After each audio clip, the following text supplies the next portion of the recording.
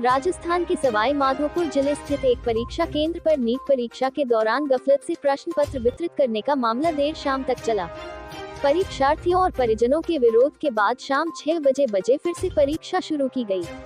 इस मौके पर पुलिस एवं प्रशासन मुस्तैदी से डटा नजर आया। गौरतलब कि इस परीक्षा केंद्र पर करीब 400 परीक्षार्थी पंजीकृत थे। हंगामे के बाद कुछ परीक्षार्थी अंदर बैठ गए, जबकि कुछ परीक्षार्थी बाहर निकालने के बाद उनको अंदर जाने नहीं दिया गया। राष्ट्रीय परीक्षा एजेंसी ने इस मामले में 120 परीक्षार्थियों को फिर से परीक्षा के योग्य माना। राष्ट्रीय परीक्षा एजेंसी ने इस मामले में एक बयान जारी किया।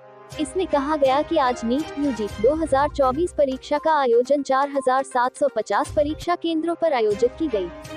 राष्ट्रीय परीक्षा एजेंसी NTA के संज्ञान में आया है कि नीट यूजी 2024 परीक्षा के दौरान एक परीक्षा केंद्र बालिका उच्च माध्यमिक आदर्श विद्या मंदिर मानटाउन सवाई माधोपुर के केंद्र अधीक्षक द्वारा प्रश्न पत्रिका का गलत वितरण किया गया, जिसके कारण कुछ परीक्षार्थी पर्यवेक्षकों द्वारा रोकने के बावजूद भी बलपूर्वक परीक्षा केंद्र से प्रश्न पत्र लेकर जबरन बाहर आ गए। उक्त परीक्षा केंद्र को छोड़कर बाकी सभी परीक्षा केंद्रों पर सुचारू रूप से निर्धारित समय पर परीक्षा प्रारंभ हो गई एवं शांतिपूर्वक आयोजित हो रही है। इस प्रकरण से प्रश्न पत्र परीक्षा प्रारंभ होने के पश्चात बाहर आने से बाकी परीक्षा केंद्रों पर हो रही परीक्षा की अखंडता पर कोई प्रभाव नहीं पड़ा है। सभी अभ्यर्थियों को समान अवसर देने के लिए ये निर्णय लिया गया है कि उक्त परीक्षा केंद्र में प्रभावित लगभग 120 अभ्यर्थियों की परीक्षा आज दिनांक 5 मई 2024 को ही आयोजित की जा रही है। ये परीक्षा शाम 6 बजे शुरू हो गई, जो रात 9:20 तक जारी रहेगी।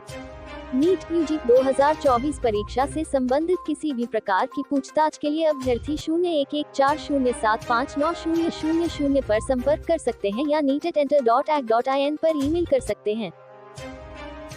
जो है 120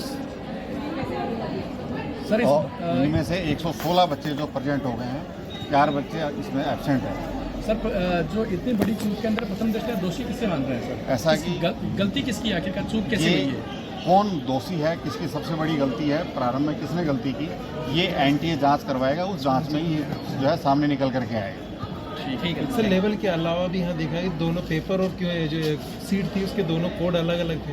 हाँ, वो ऐसा है कि NTA से जो है जानकारी में ला करके ही तो क्वेश्चन पेपर और OMR शीट का जो कोड अलग अलग थे, जो NTA ने अलाउ किया था, उसके बाद ही उन्होंने कहा था कि यदि बच्चों को गलत पेपर दे दिया गया है मीडियम वाइज, तो ये भी उसको एक्सचेंज कर लेते हैं। और OMR शीट तो वही रहेगी, क्वेश्चन पेपर बदल जाएगा, उसकी मार्किंग हो जाएगी, और उन्होंने एक्सेप्ट किया NTA ने। ठीक है, ठीक है। अब परीक्षा शुरू हो चुकी है।